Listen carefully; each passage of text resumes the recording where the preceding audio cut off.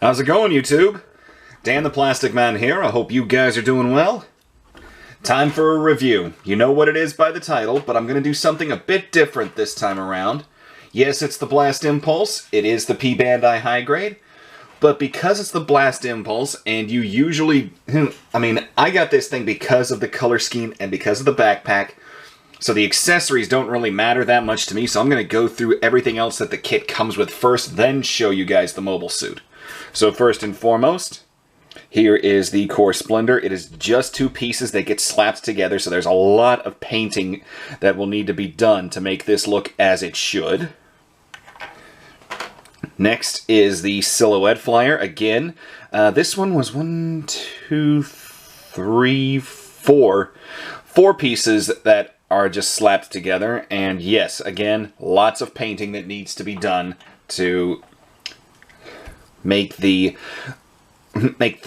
silhouette flyer look as it should. Sorry, my train of thought just completely derailed there. Next up, the shield. And this is it in open mode, which is the only way I would like to have this look. So I did not even bother with the closed one, even though they do give you that. And the rifle, very plain, just gray. 2 stickers, one for the scope, and then one for that red piece right there on the side. And then the handheld weapon of the Blast Impulse, this beam lance. Now this is pretty cool in all honesty, but I mean as I move this, you can see it's, I don't know how, but it got warped. So that's not that good. But what are you gonna do? And the reason why you guys are here. Coming out of the psychotic P-Bandai factory, high-grade Blast Impulse. First high-grade and the best kit that we've gotten of this suit to date. Why this one gets the shaft, I don't know. It was used in Destiny and therefore needs to be, it needs to be shown more love than just a P-Bandai high grade, but that's a rant for another time. So as you guys can see, the color apps are looking quite well on this guy. There's only a few stickers, and I will point them out. We do have the typical camera stickers on the top of the head, and can't even do the full Exorcist. There's... There is a camera sticker here in the back of the head. And as I put the V-fin back on, the only other stickers that are on the Gundam itself are the yellow V here in the chest, and then right here on the kneecaps. Everything else on this Gundam is plastic color applications, which I think is quite nice. Then the other stickers we have are going to be on the guns on the backpack. There is one sticker here, and it is one of those that has to go over multiple angles. So my feelings on whether or not that's going to stay actually on, yeah, that's questionable. And then the final sticker is this red one here that's on the barrel of both guns. So, on to articulation, and we got a tiny bit of it shown off already. The head cannot do the full Exorcist 360, but it definitely can do the funky chicken, up and down. There's a decent amount of ab crunch on the kit. Let's move the guns back a little bit. The shoulders will rotate 360, provided you have the arm at the right angle, just so you don't hit those monstrous cannons. That's how far it'll come up. And what the hey, I'll just take the backpack off for now. The arm itself will rotate below the shoulder, and then because this is based on the HG Revive Force Impulse, we get a very good bend out of the elbow. Let's see, skirting armor. Of course, the kind that you can separate. Back skirt does not move, but the leg will come this far forward, not that far back. So it will rotate 90 degrees on the hip. The hips themselves are not movable. That's very surprising. And then you get a great bend out of the knee. And down here at the foot, we got left to right, front to back, all over the place.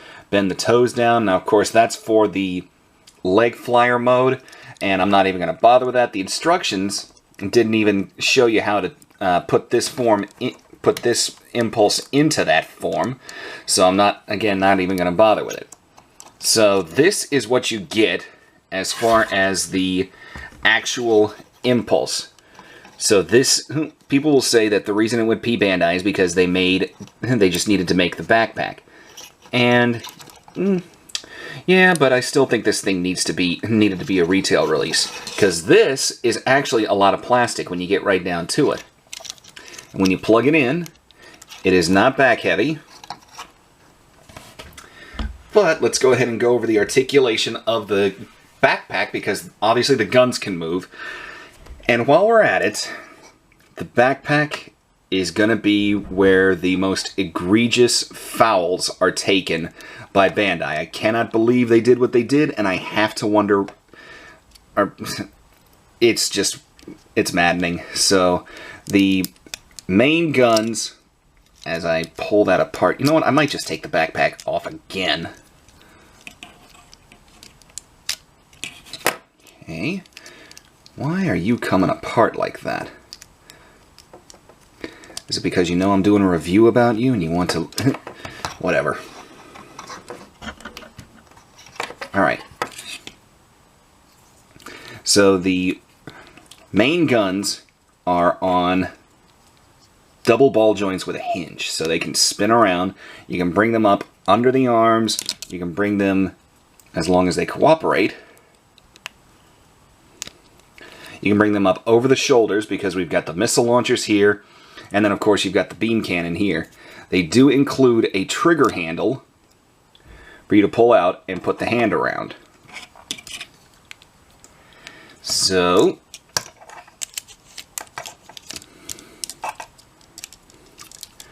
arms up.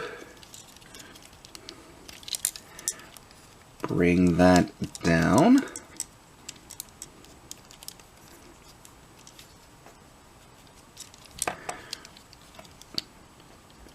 And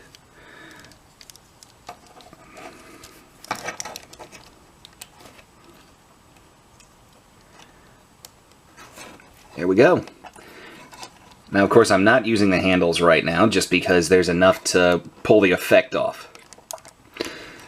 So you've got good posability, and of course, like I said, all the color apps here are pretty much perfect. The guns themselves actually have this hinge that opens up, and I figured out that what's hiding in here, if you guys can see this, that's actually the handle for the lance, for the beam lance. So that's what it looks like with the guns under the shoulder. Let's pull them around and bring them up over the top for missile launcher mode.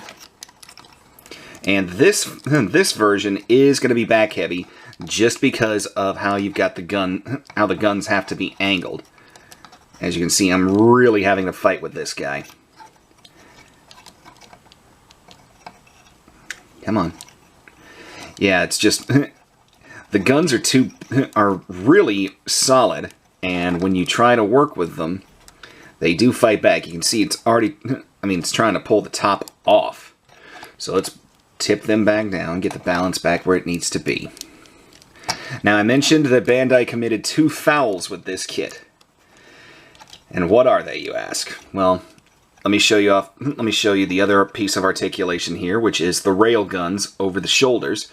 Now, some people, I would like to think that they come down like this, but really what the suit did was it leaned forward, it looked up, and these came down.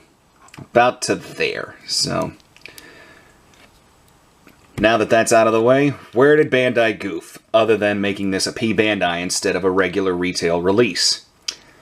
They goofed here on the inside of the guns with not providing a plug piece for this gap right here. Some people will say that, that can be fixed with putty and paint, which for those who know how to use putty and paint, yes, that is That is a true statement. For those who just like to straight build their kits, that is a glaring fault in my mind. But none more egregious than these railguns here on the top. Now, why are you asking? Because of this. What the heck, Bandai? Why did you cast these guns like this? They should have been solid. Again, people will say that that can be fixed with putty and paint, which it can, again, for those who use putty and paint. But for those like me who do mostly straight builds, that's unforgivable. Especially since this was a premium, and the deal where you can try to get premiums here in the States for a better price has not fully come through yet. So I did drop a decent amount of change on this thing. And for gaps like that, even though I enjoyed the build, and I think this suit is a very good kit to add to anybody's collection if you can get it for a reasonable price, no. Those gaps are just about unforgivable. I was really, really disappointed when I was building this and I realized that. I was like, no, you didn't! I mean, this is not as maddening as the Master Grade Victory 2 Verka from last year, but this is still very upsetting. But that's it for the review, guys. So, I mean, am I glad I've got it? I can, for the time being, I can look past the gaps, in all honesty, because it is a Blast Impulse. This is the best Blast Impulse that we've got. We don't have a Master Grade. It didn't even get a 1/100th no grade. The only thing it's gotten was a 1/144th no grade, and then this came around. So I had to get it because this is my favorite version of the Impulse. So, I hope you guys liked the review. I hope it was at least informative for you. If you liked the video, please leave me a like, subscribe to me, leave me some comments. I love reading them and I love getting to know you guys. Let's keep our community growing, guys. We're just about to 400 subs, so we've still got that goal of 500 by Halloween. So take care of yourselves, guys, and I will talk to you later, okay? Bye-bye.